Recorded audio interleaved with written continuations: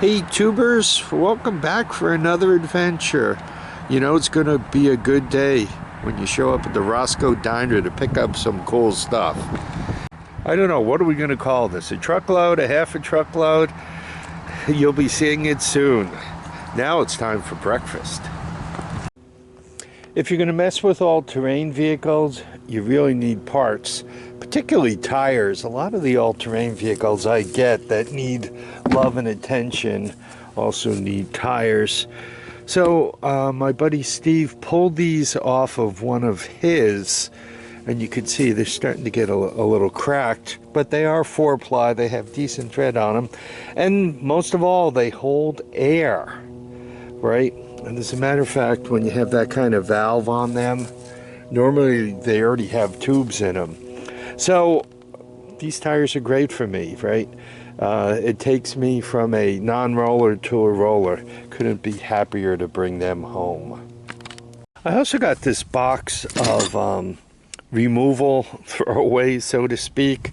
And you might look at some of this stuff and go, why would you even bring that home? And let me show you the answer to that question. This bolt with the sleeve on it is very common, very useful. All this stuff very, very handy. Just even going through it, you know, if one that was probably pulled off in the exhaust system, but if one's fabbing a front end, that's pretty cool. Foot pegs, always handy, right? That's probably a Kickstarter. Right, various brackets, right? I find that I'm always using this kind of stuff, or you just kind of need a piece of something to put two things together, or bolt. Oh, this is the Kickstarter, man. I hope it had compression release. This thing kicks back. Boy, that would hurt. I guess probably a bunch of this stuff is Harley. I don't know. And next, the official Duck Dynasty. I'm kidding. I guess this plastic is off a Kimco. Anyway, I smashed it on to this Linhai all-terrain vehicle, and I just put it there enough to kind of give you guys an idea of what it is and what it could possibly look like. Obviously, from sitting and being crashed, it has some little minor damage, but you got front plastic or you don't have front plastic, right? I'd rather have it than not.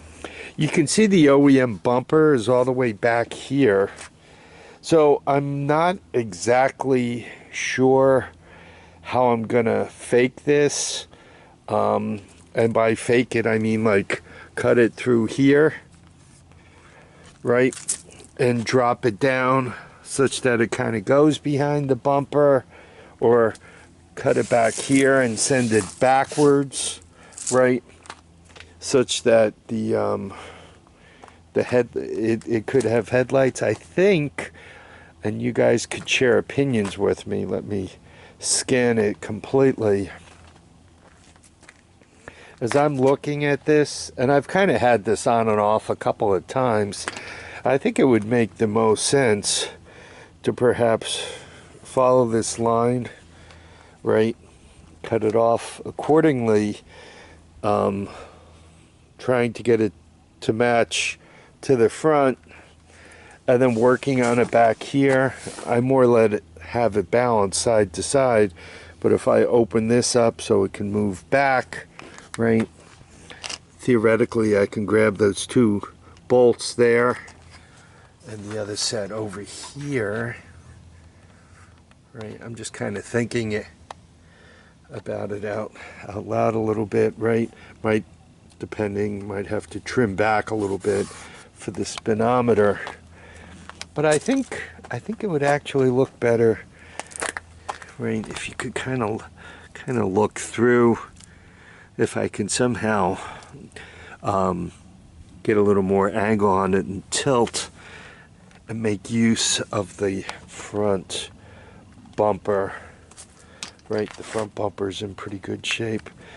what I need to do is kind of get out there and see if I see another one of these Linhai Wonder wagons and see what the front end looks like a little more, and then use that. I'm probably just going to flatbed this thing. I've also been looking at it a little bit to see exactly how painful it is going to be to fix the motor. I think I'd really like to make this thing nice, as in even do a couple of silly things to it.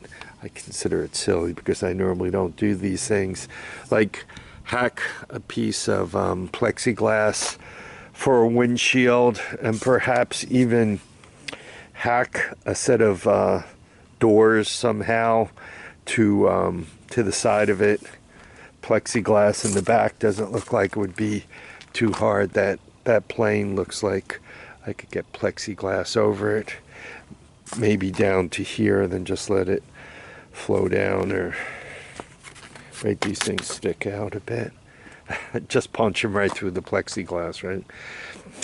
Because if that's the case, and I go through the trouble of making it so this thing starts easily, then it's available whenever I need it. I can just get out to it, hit the key, start it up, and set it up with a flatbed with a little ridge around it, some tie downs, maybe even a fold down and a winch so I could drag something up on the back of it.